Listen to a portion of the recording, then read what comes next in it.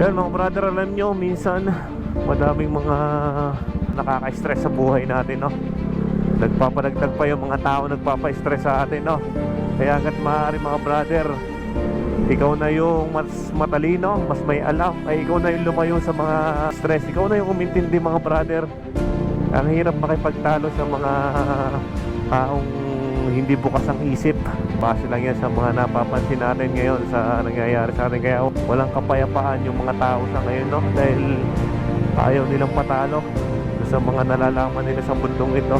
Ayaw nilang huhusgahan. Pag na-commentan ng kaunti, ayaw patalo, babalik-balik.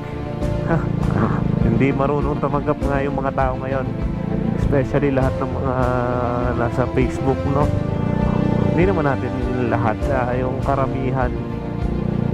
Kaya hanggat maaari mga brother, ikaw yung may mas utak o mas matalino, ikaw na mga brother ang lumayo sa mga ganyang sitwasyon.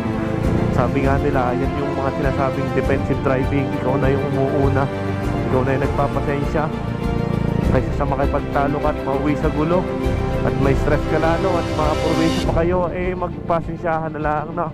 Ayun na mga napapansin natin ngayon mga brother sa mundo ng puro ayaw pa talo. Yung lamig ng ating ulo at mga pagpapasensya ang kailangan natin mga brother doon. Maraming salamat mga brother. Ride safe.